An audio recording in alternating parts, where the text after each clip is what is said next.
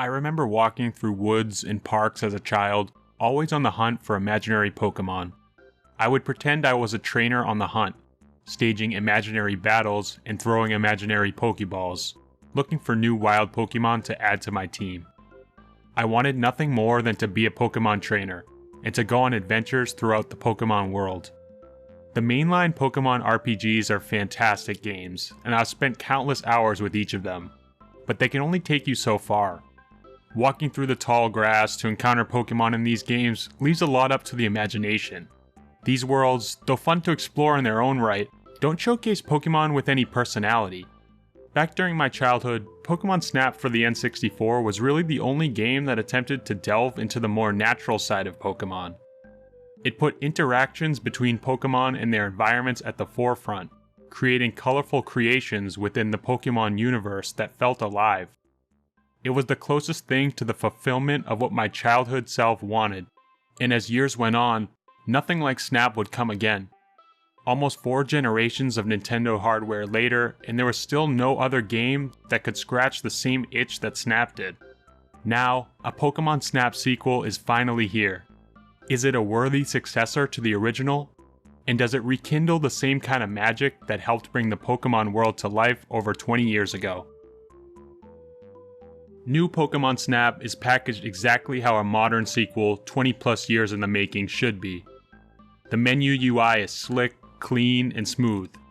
Everything is clearly laid out and convenient, minimizing any chance for you to get lost, and making course and photo selection a breeze. The music is pleasant.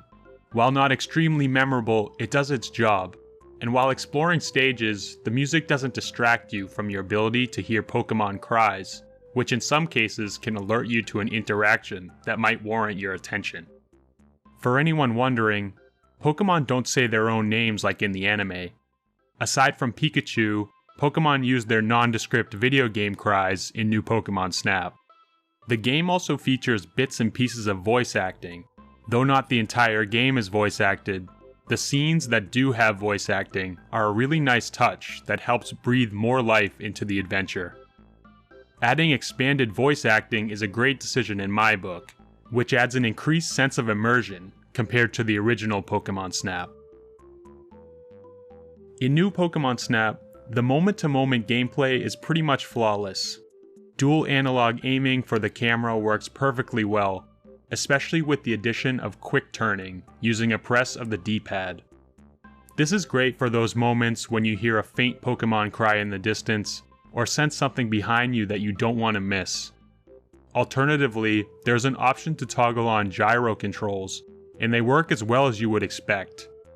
In general, I prefer not using Gyro Controls, and New Pokémon Snap is no different, but they're there if you want them, and they're perfectly usable. I'd venture to say that Gyro Controls even enhance precision and immersion, so they're definitely a welcome addition. New Pokémon Snap's control scheme is so successful not because it innovates or adds to the experience. Rather, the controls are so successful because they work well, and you can just forget about them. While they don't add anything, they don't detract from the experience either, which is key. After learning the controls from the early game tutorials led by Rita, one of the professor's assistants, they pretty much become second nature. They fade into the background, allowing you to become fully immersed in the world. This is important because immersion is so vital to the success of New Pokémon Snap. When it comes to creating a smooth, non-intrusive control system that gets out of the way and lets the rest of the game shine, New Pokémon Snap absolutely nails it. When it comes to story, the game actually does far more with it than expected.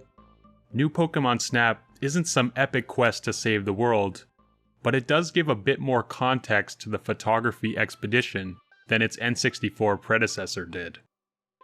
In my opinion, the added narrative is a welcome addition, as it helps in building immersion, which is so important in a game like this.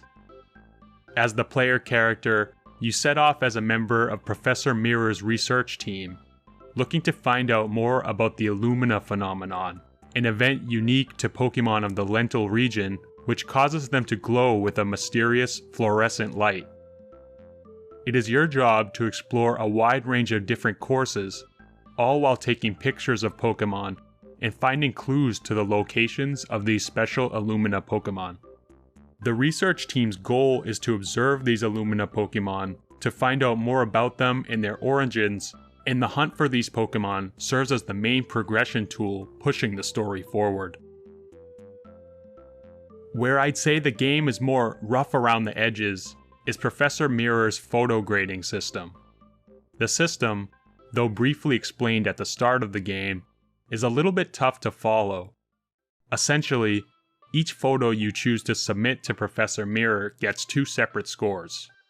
It will get a star rating, which is based on the activity of the Pokémon when the photo is taken, and a numerical score, which is based on a variety of factors including size, position, and the pose the Pokémon is making. The numerical score is more straightforward, since there is a rubric to follow.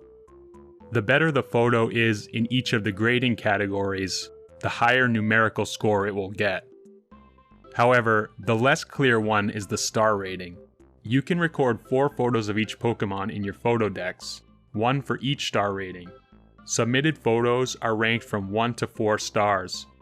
A 1-star rating typically being a basic static shot of the Pokémon, while a 2-star photo will be of a Pokémon in the middle of an action. The rarer the action you photograph, the higher the star rating will be. This essentially makes it so each Pokémon you encounter is a mini puzzle in itself.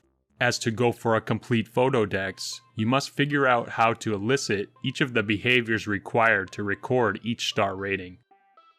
The problem is that it's never explained how to bring out these behaviors. This can lead to some frustrating repetition if you're trying a course over and over again just to get a specific behavior. This is really only a problem if you're going for high scores or completion though.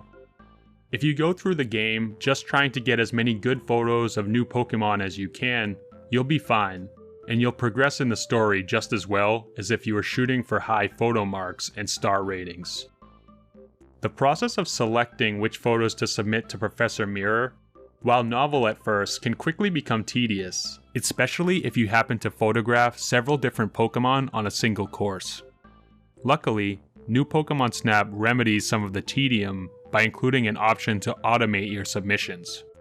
While I had fun selecting my photos at first, after a while, I found myself just defaulting to the auto feature. It works fine for the most part, but sometimes the photos that are automatically suggested end up being pretty bad. Oftentimes, there is some issue with the photo that ends up being selected, whether that's the Pokémon facing the wrong way or being too far away from the camera lens. This can lead to some questionable additions to your photo decks. For example, the 2-star picture I was suggested for Wailord was taken so up close that it was literally just blue. The game has several different courses to explore, ranging from field to jungle to desert and even underwater. The variety of biomes are home to different Pokémon, and the diversity is further increased with the new addition of both day and nighttime runs to every course. You will find different Pokémon at different times of day, and having 2 versions of each course to explore goes a long way when it comes to expanding the scope of the game. The expanded course diversity doesn't end here either. Each time you complete a course, you have the opportunity to raise your research level. As you discover more Pokémon and take more photos, your research level will increase for each course. As your research level increases, you'll be able to see more new Pokémon and interactions on each course variant. These research levels add even more depth to each stage. You even have the option to toggle your research level before entering each stage. So if you feel like you have a better chance at seeing a certain Pokémon or activity at a certain research level, you can easily make the switch. Also, some stages include branching paths, upon which the player chooses to select one of 2 ways to travel the remainder of the course. This adds even more layers of variance to each run. When comparing all of these options to the N64's Pokémon Snap, where each course was pretty much the exact same on every run, it's like night and day. No pun intended. One more addition to new Pokémon Snap is the LenTalk request system. LenTalk is a technology that lets the other characters from the research lab communicate with you while you're on the field. The LenTalk device serves as the basis for new Pokémon Snap's request system. This is, in essence, a side quest system in which the NPCs will request that you get photos of a certain Pokémon or behavior for them. Getting the proper photo and submitting it to Professor Mirror will trigger the quest complete. These quests are a great addition as they add even more depth to the game, providing additional tasks to complete outside of the main story. As an added bonus, they often point you in the right direction to getting unique Pokémon behavior photos that lead to high star ratings. Fulfilling these quests will certainly help if you're looking to complete your Pokémon photo decks, so it's in the best interest of every completionist to check LenTalk consistently. One thing to note about the quest system though, you are given small clues about each request, but they can sometimes be vague, and it can be frustrating to figure out exactly what you need to do.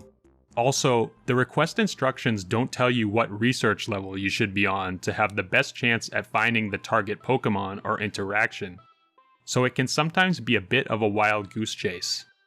While a welcome system overall, it can be a bit clunky and might have you checking guides for some of the answers.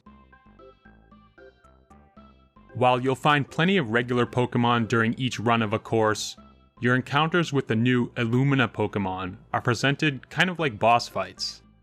Illumina spots are stages dedicated to photographing one of these special Illumina Pokémon. In these stages, you must figure out how to get the singular Pokémon into the Illumina state and snap a picture of it to win. To be honest, I kind of dreaded these stages, and they were the least interesting parts of the game for me. I thought the presentation of these encounters was great, and the species of Pokémon used for each of these bosses was really cool, and they were interesting choices, but I just didn't find them all that entertaining. They mostly just involved chucking Illumina orbs at them at certain points to get them to glow properly. Each fight felt like more of the same. Once you figure out the gimmick with the Illumina orbs and get that photo, for the rest of the stage you're pretty much just going through the motions. I think the game is much stronger on the actual courses, where there are multiple Pokémon and you can see the interactions between the different species. In these stages, you are constantly surprised by the creatures that appear, and seeing them coexist makes the world more alive. This is the concept I keep coming back to when thinking about new Pokémon Snap. The vivid environments and the idea that you are exploring living natural areas teeming with Pokémon is where new Pokémon Snap provides its real value. In other games, we don't defeat bosses by taking pictures of them, so in new Pokémon Snap, the boss stages just didn't seem to belong. I enjoyed exploring each of the courses far more than any of the Illumina encounters. When I completed new Pokémon Snap, I honestly felt like the ending had snuck up on me.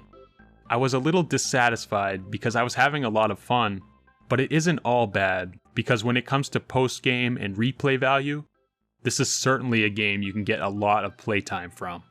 My photo decks is nowhere near complete, and there's far more that I haven't even seen yet.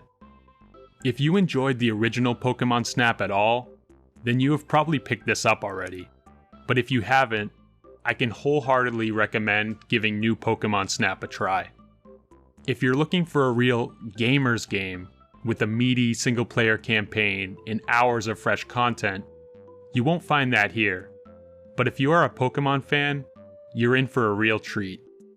New Pokémon Snap feels like a celebration of 8 generations of creatures, and is a worthy sequel in every aspect. Bottom line, this is the best Pokémon has ever looked.